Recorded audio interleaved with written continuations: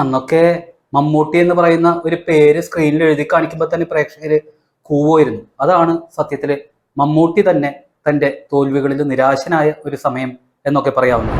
കാരണം നല്ല സമയത്ത് താരമൂല്യം വെച്ച് കാശുണ്ടാക്കുക, എന്നിട്ട് മോശം സമയം വരുമ്പോൾ ഉപേക്ഷിക്കുക. ഇതാണ് സത്യത്തിൽ സിനിമാ ലോകം എന്ന് പറയുന്നത്. ഈ നിർമ്മാതാക്കളൊക്കെ നോ പറയാൻ ഒരു കാരണമുണ്ട് കേട്ടോ. അതായത് കഥാനായകൻ തല്ലുകൊള്ളുന്നുണ്ട്, പക്ഷെ ഒരെണ്ണം പോലും തിരിച്ചു കൊടുക്കുന്നില്ല, പിന്നെ ഒരൊറ്റ പാട്ടുമില്ല. ഇങ്ങനെയുള്ള ഒരു പടം.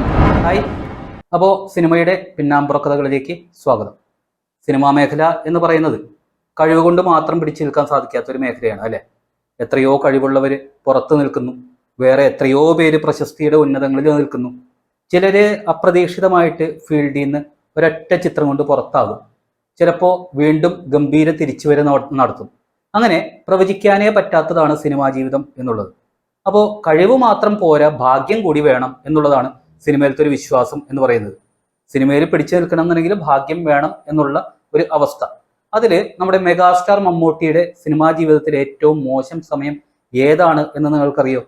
1986-87 കാലഘട്ടം. അതാണ് സത്യത്തിലെ മമ്മൂട്ടി തന്നെ തൻ്റെ തോൽവികളിൽ നിരാശനായ ഒരു സമയം എന്നൊക്കെ പറയാവുന്നത്. കാരണം പല സിനിമകളിലും അഭിനയിച്ചു കൊണ്ടിരിക്കുമ്പോഴും അദ്ദേഹം മാനസികമായിട്ട് വളരെ അസ്വസ്ഥനായിരുന്നു എന്നുള്ളതാണ് സത്യം. ആ കാലഘട്ടത്തിലൊക്കെ, അതായത് 1983 മുതൽ 86 വരെ അദ്ദേഹം ചെയ്തിരുന്നത് ഒരു വർഷത്തിൽ 30 മുതൽ 35 വരെ സിനിമകളാണ്. അപ്പോൾ അദ്ദേഹത്തിന്റെ സിനിമകൾ പരാജയപ്പെടുക എന്ന് പറഞ്ഞു കഴിഞ്ഞാൽ എത്ര പേർക്കായിരിക്കും വലിയ നഷ്ടങ്ങൾ ഉണ്ടാവുക എന്നുള്ളത് നമുക്ക് ഊഹിക്കാവുന്നതല്ലേ ഉള്ളൂ.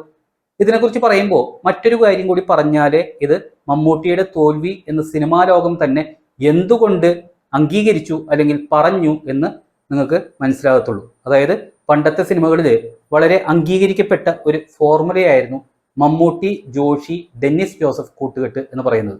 അവരുടെ കൂട്ടുകെട്ടിൽ 1986 പുറത്തിറങ്ങിയ സായം സന്ധ്യ, 1000 കണ്ണുകൾ, ന്യായവിധി, ഇതെല്ലാം 8 നിലയിൽ പൊട്ടി നിൽക്കുന്ന ഒരു അവസ്ഥയായിരുന്നു. പക്ഷേ ഇതേ വർഷം ഈ ഡെന്നിസ് ജോസഫ് കഥ എഴുതിയ മോഹൻലാലിന്റെ രാജാവിന്റെ മകൻ എന്ന് പറയുന്ന സിനിമ ഹിറ്റായിട്ടുണ്ട്. അപ്പോൾ സത്യത്തിൽ മമ്മൂട്ടിക്കാണ് തോൽവിയൊക്കെ സംഭവിക്കുന്നത് എന്നുള്ള ഒരു ചീത്തപ്പേര്. അപ്പോൾ സത്യത്തിൽ ജോഷിക്കും മമ്മൂട്ടിക്കും എങ്ങനെയെങ്കിലും ഒരു തിരിച്ചുവരവ് നടത്തണം, അല്ലാതെ മുന്നിൽ ഒരു വഴിയുമില്ലാത്ത അവസ്ഥ. അന്നാണെങ്കിൽ ഈ പരാജയങ്ങൾ കാരണം ഒരൊറ്റ നിർമ്മാതാവിനും ഇവരെ 3 പേരെയും വെച്ച് പടം ചെയ്യാനുള്ള ധൈര്യം ഇല്ലാത്ത ഒരവസ്ഥയായിരുന്നു. പലരും പറഞ്ഞു ഈ 3 പേരും ഒറ്റയ്ക്കൊറ്റയ്ക്കാണെങ്കിൽ വേണമെങ്കിൽ നോക്കാം, അല്ലാതെ 3 പേരും ഒരുമിച്ചുള്ള പടം നടക്കില്ല എന്ന് തന്നെ എല്ലാവരും പറഞ്ഞു.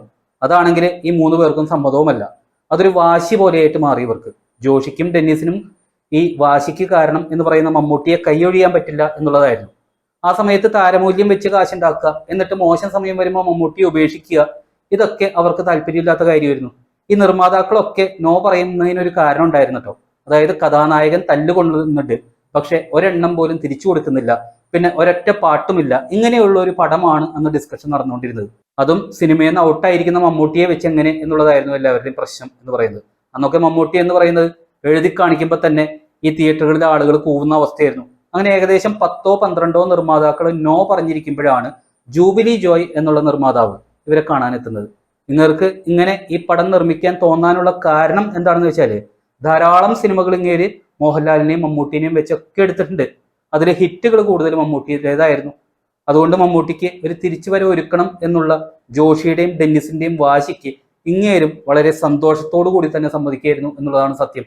അങ്ങനെ അഴിമതിക്കാരായ 2 രാഷ്ട്രീയക്കാരുടെ ദുഷ്കൃത്യങ്ങൾ വെളിച്ചത്ത് കൊണ്ടുവന്നതിനെ തുടർന്ന് തടവിലാക്കപ്പെടുന്ന ഡൽഹിയിലെ ഒരു പത്രപ്രവർത്തകന്റെ പ്രതികാരത്തിന്റെ കഥയിലൂടെ ജി കൃഷ്ണമൂർത്തി അഥവാ GK എന്ന കഥാപാത്രമായിട്ട് മമ്മൂട്ടി ന്യൂഡൽഹി എന്ന ചിത്രത്തിലൂടെ മലയാളികൾക്ക് മുന്നിലേക്ക് എത്തി.